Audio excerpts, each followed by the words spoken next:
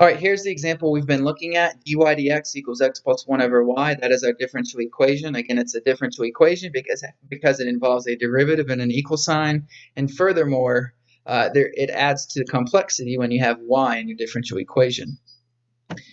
We said that there's 4 different types of questions you can ask about when talking about a slope field, at least the 4 I'm going to cover for right now. The fourth and the last one I'm going to go over is finding an isocline equation.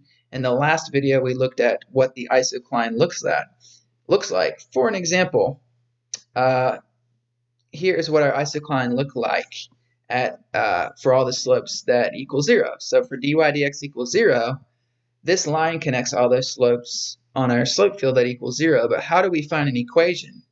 Well, as I said before, the equation for this is actually quite simple by looking at it, but can we do it without looking at it? So this is a vertical line at x equals -1.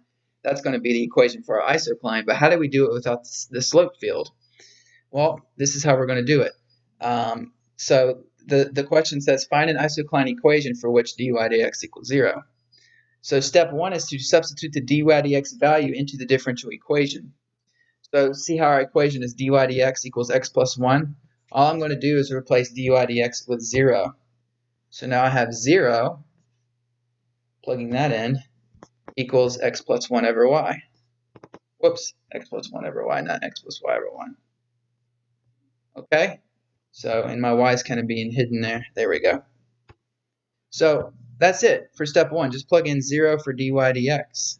Okay, the next step is simple as well.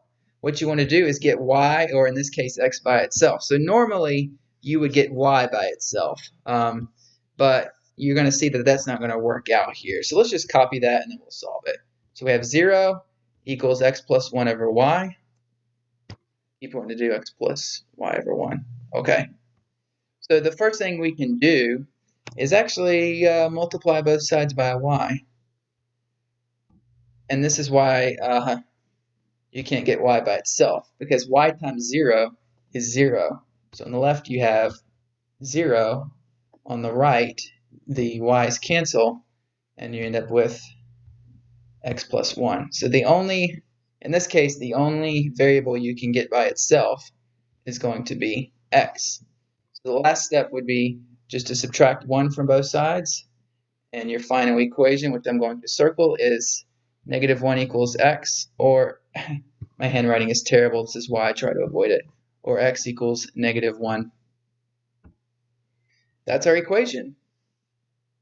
So step 3 is optional, but I want to go ahead and explain it verbally. X equals -1, let's underline that purple, defines the line or curve containing all the points on the slope field for which the slope is equal to 0.